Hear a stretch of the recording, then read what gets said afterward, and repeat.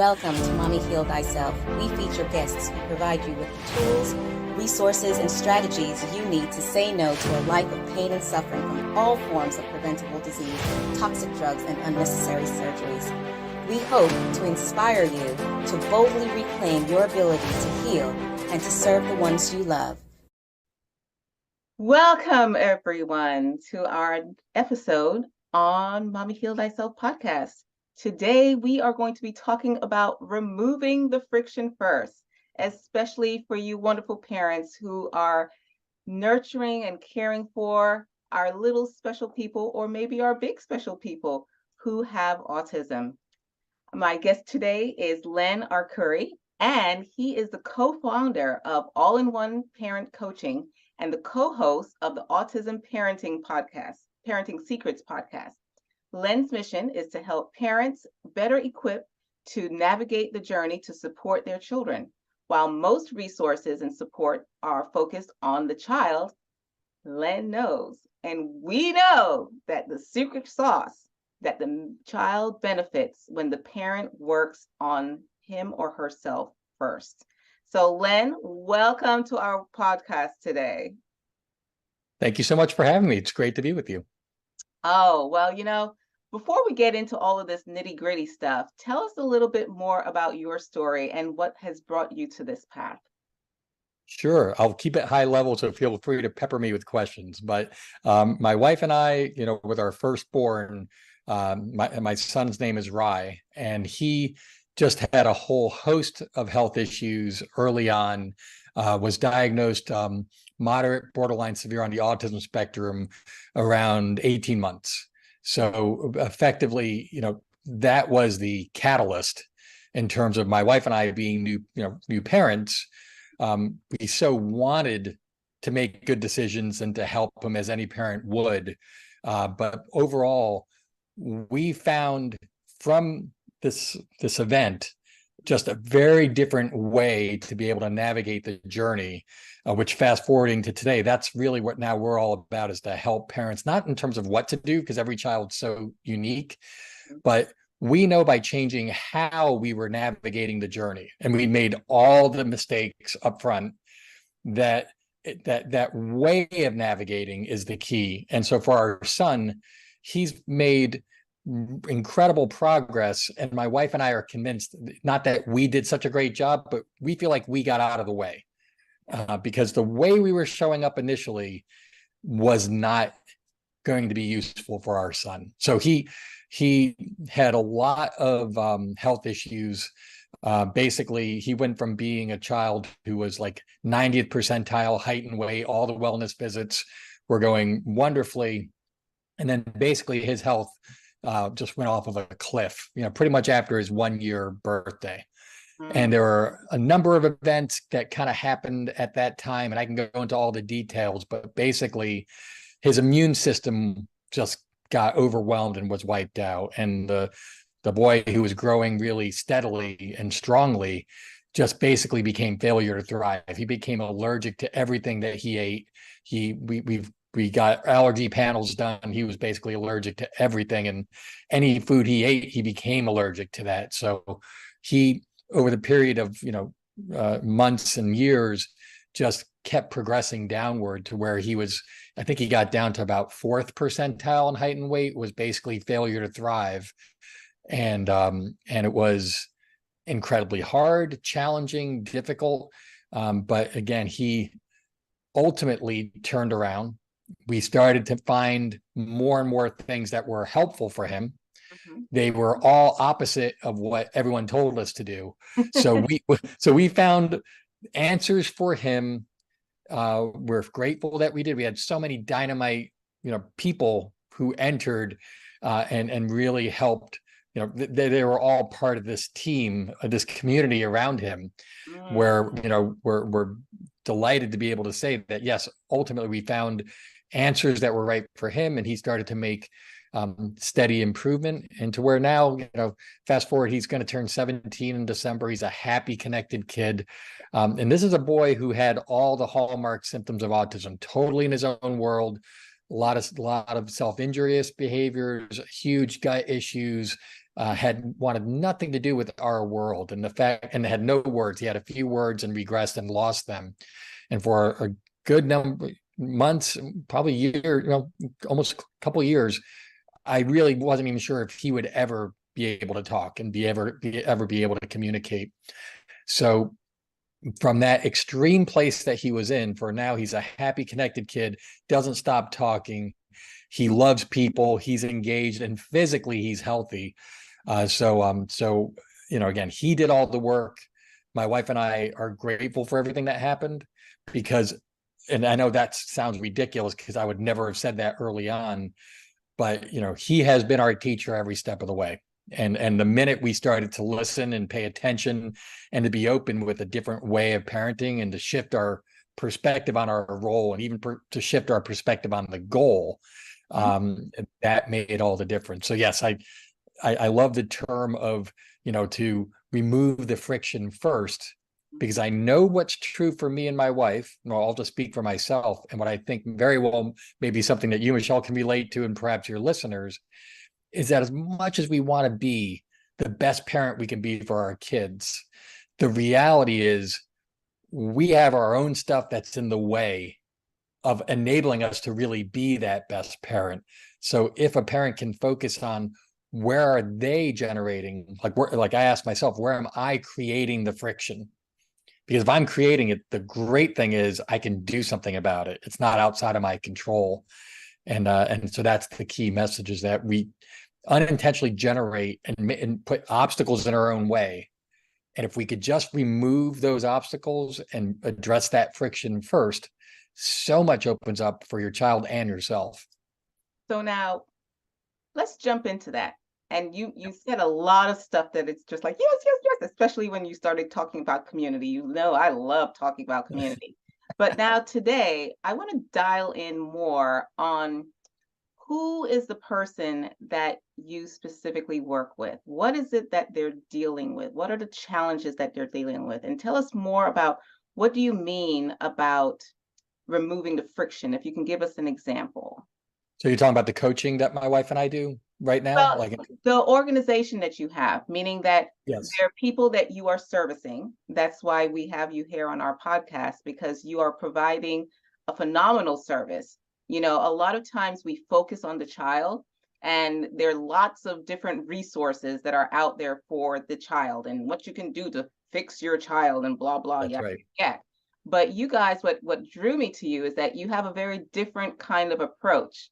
And so I want to know more about what type of parents are coming to you, and what is it that you help them with? Perfect. Yeah. Well, we used to be called, like the organization, when we created this, we used to call it warrior parent coaching, because warrior connotates the strong energy, that a parent's showing up with. And we've moved away from that. I still like the term, but we moved away from that because who we're for, it's not for parents who are at war with anything. They're not at war with their child. They're not at war with autism. So now our coaching is called All In Parent Coaching, and we have an All In Parent tribe, and All In really connotates the person that we're serving. So these are parents who know more is possible for their child. They're open and willing to take in new information. They want to make their own decisions instead of being told what to do. So they're all in the sense that they're signing up for working on themselves, for taking ownership, as my wife Cass always says, to be the CEO for their child. And I think that's a great term, because the CEO of a company, and granted, our kids are not a company, but the analogy still applies. A CEO doesn't do everything themselves. They surround themselves with the experts, but ultimately they're decision maker in chief. And that's where I know I wasn't in that camp early on, because I just wanted somebody to fix my son. I wanted someone to tell me what to do. And I didn't want the responsibility to make the decisions, because what if I was wrong?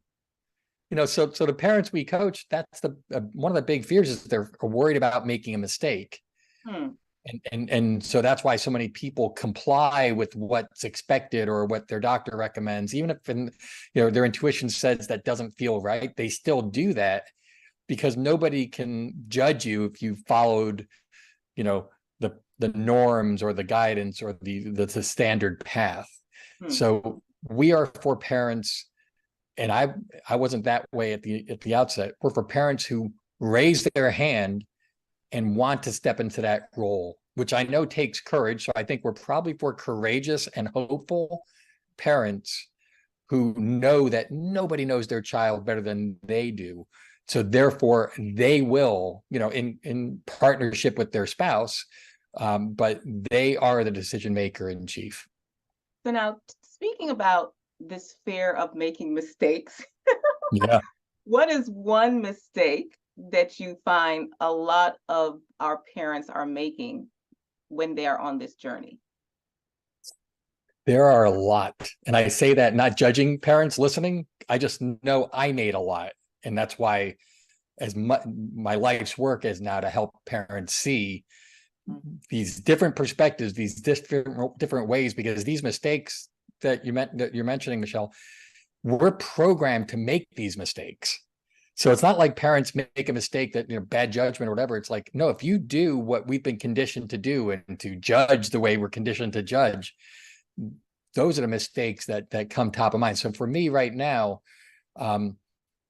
I touched on one mistake. So I'm not going to answer your question. I'm going to give you three answers. One is abdication is a big mistake. So just to say, hey, the doctor said to do X, Y, and Z, or this is the therapy, these are the services that are being provided, so I'm going to do these. That's basically abdication to someone else's judgment. So I think that's a huge mistake. If you want to cut to the chase of the biggest mistake that I feel like I made, and I feel like many of your and many other parents make the same mistake, is and the one that creates the heaviness of a journey to support a child on the spectrum or to support a child of any condition. The biggest mistake is the parent's judgment of the child as broken, as less, as not okay as they are right now.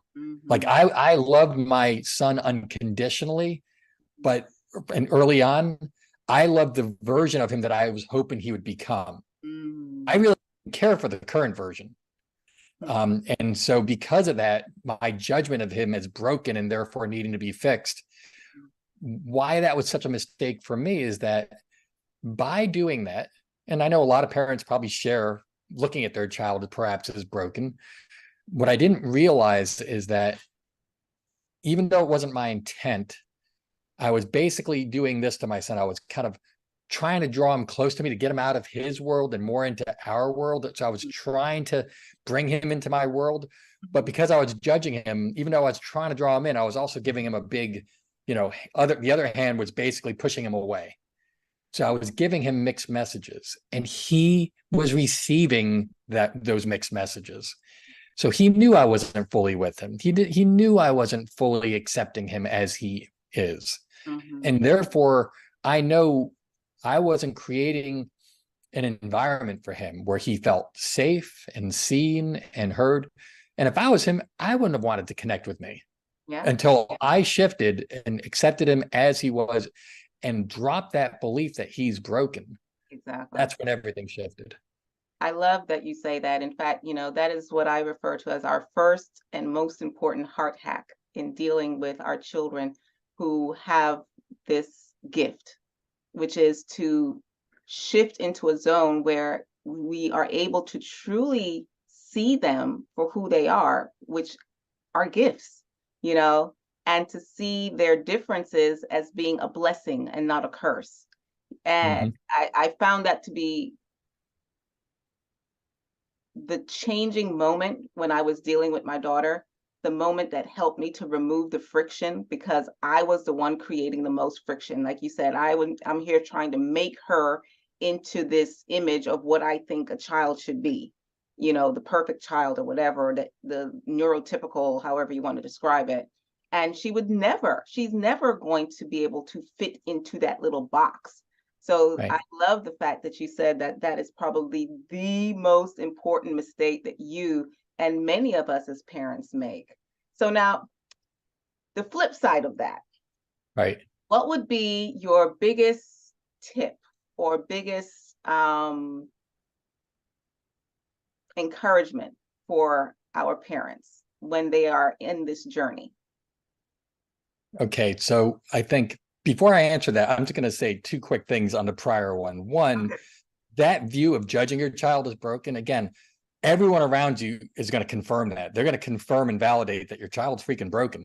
Yeah. So again, this is a road less traveled for the power of sincere acceptance. So I just want to recognize that this isn't just like some offhand mistake. Everything's conditioned to point out that your child is broken. And what I did for a living, by the way, at the time, I was working for a behemoth bank, and I was like a CFO and a numbers guy, financial guy. Then I started doing a lot of project work, and I wound up being like a process improvement specialist. And I got certified as a Six Sigma Master Black Belt. And the only reason I'm bringing this up is because I was the person who was all about re-engineering the processes so that the processes for this behemoth bank had no defects.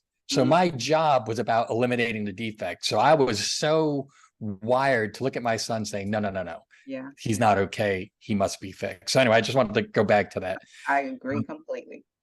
So in terms of what can a parent, your question was, how can a parent? But what's the biggest tip that you would give our parents as they are navigating this particular journey?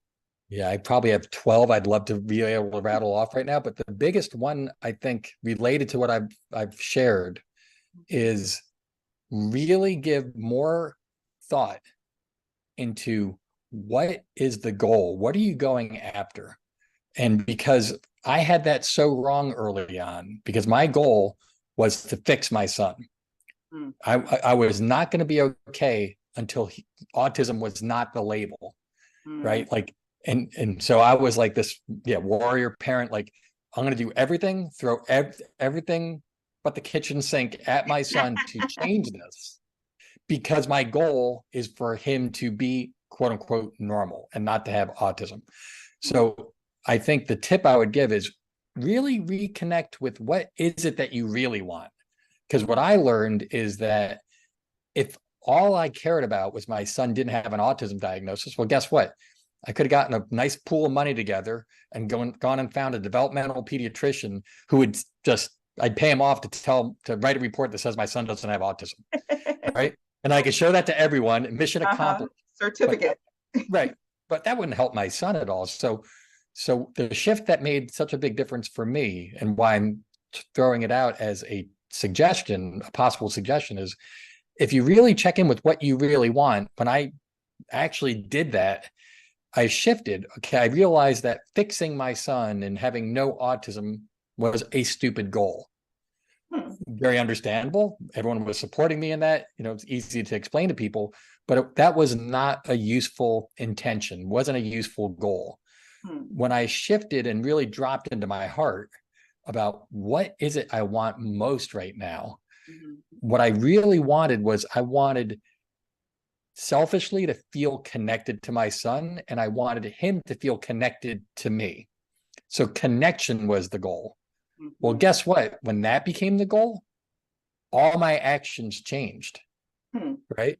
I stopped doing the activities that were inadvertently pushing him away. I started to really be present with him and to delight in the moments with him, even if he was exhibiting symptoms and behaviors I didn't want. I could still delight in him now and not create this anxiety and stress and overwhelm in me, which was only going to wear me down, and again, present to him not a very inviting person in the household. So by shifting to connection, I saw the importance of me being more of a light within his life, instead of someone who's got this dour expression striving to fix him. So now, what is it that you help parents to do?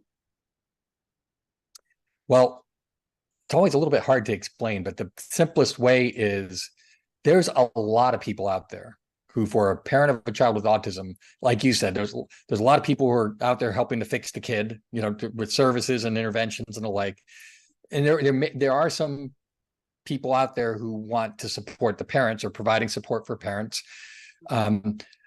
But where we fit in is that we don't think parents need another set of parents giving them more advice. We don't need more gurus who are going to tell us what to do. So what my wife and I focus on, our podcast, Autism Parenting Secrets, our coaching, all in parent coaching, it's all about helping to equip parents with the insight, strategies, and tools on how to navigate, not necessarily on what to do. It's that how to navigate that we don't believe anyone else focuses and teaches parents. Because what you do for your child, like what therapy or what diet intervention or what school, we trust the parents going to be in the best position to figure that out. But if they have a lousy toolbox, if they don't have good decision-making tools, and especially even before then, if they have a fixed mindset or a victim mentality, or if they have these stories they're telling themselves, these beliefs about their child, about autism, about their spouse, there's all these things about how the parent's navigating that has to be kind of changed first, because otherwise you're just setting off on a journey that's going to automatically feel hard, perhaps even miserable, and you're not going to be in a position to make clear, good decisions about what's right for your child. So we are all about helping phenomenal parents to step into this even stronger, more powerful version of themselves. And again, it's not about us from up on high anointing them with the answers. It's us sharing with them these ways of navigate that are much better than perhaps how they're navigating now. And so that's why equipping them is really the best way of describing it. And parents just, we all have these playbooks, either we were handed by our parents or that people are sharing with us, that just don't work for these kids. So there's a different way of navigating. And we know that it's not about good or bad ways of navigating. It's all about, like I mentioned before, what do you really want? And then how do you navigate in a way that's aligned to you getting what you really want? And that's the skill set and the coaching that we provide. And that's what the podcast is all about, is sharing insights to help parents understand and have a different perspective on how they can step into that much stronger version of themselves. So now, speaking about tools, you have a wonderful free resource, which is a quiz on what is your top autism parenting blind spot. Tell us a little bit more about this quiz, why we should take this quiz, and what we're going to get out of this quiz. All right. Well, hey, put it this way. The best free resource is the podcast. So listen to that, Spotify, Apple Podcasts, all platforms. Every episode, there's no bad episode. Like, we really curate it. We have dynamite speakers. You'll be on, dynamite people who share these incredibly powerful perspectives. It's not just us getting in front of a microphone and BSing. So the podcast is the ultimate free resource.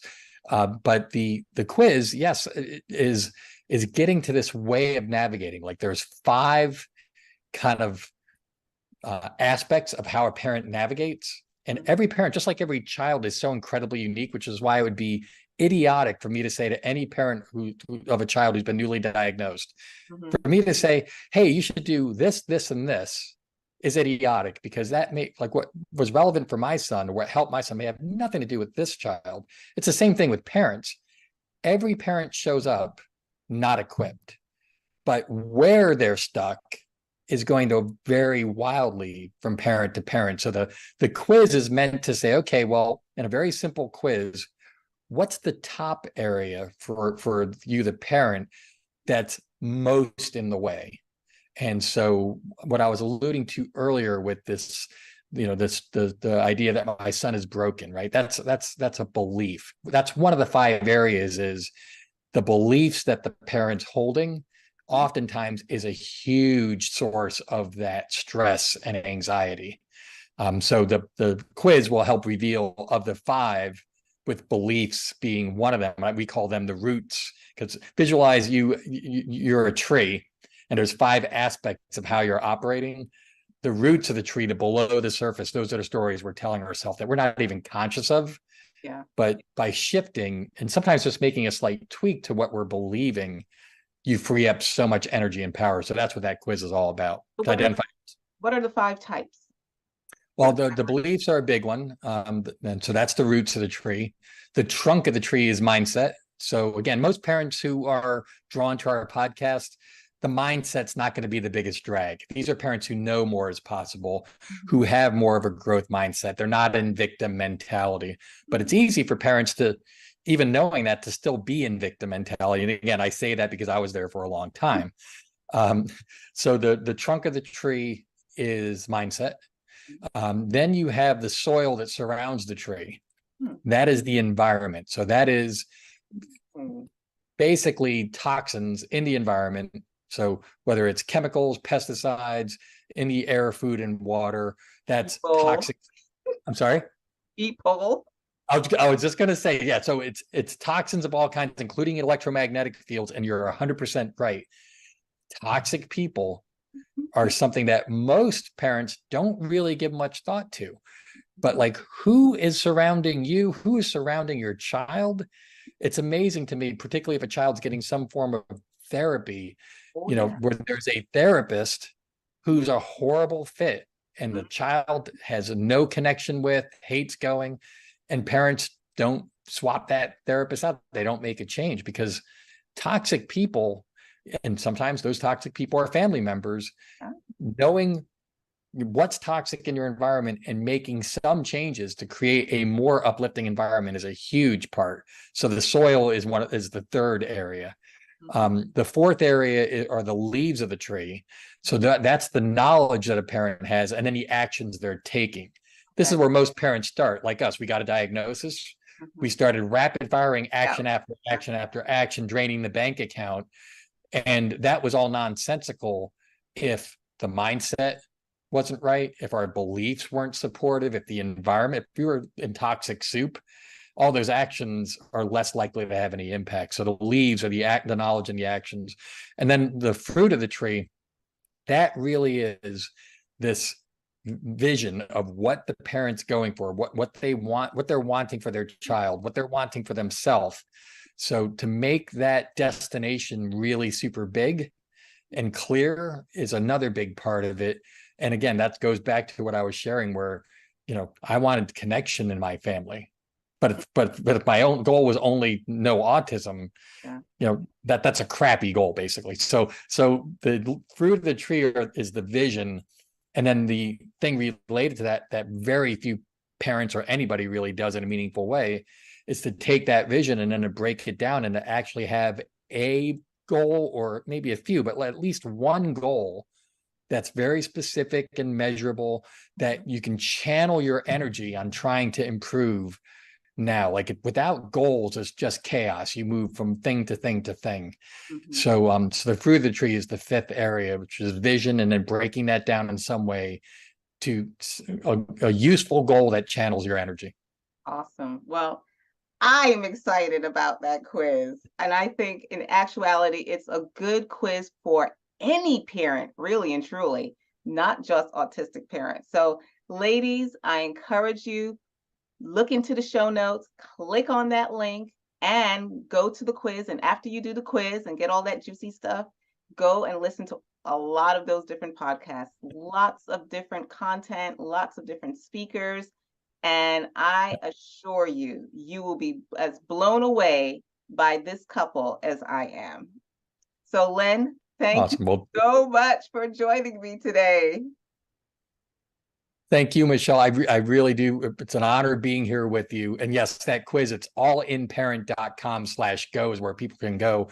And whether it's the quiz or whether it's our podcast, it's called Autism Parenting Secrets. It has nothing to do with autism. This is about empowerment of a parent, whether they're wrestling with a diagnosis like autism, a developmental delay, or something else.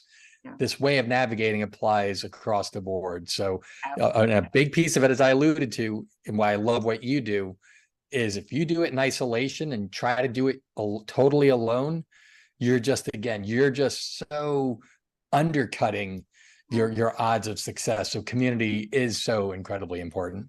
Awesome. Well, once again, ladies, thank you for joining us.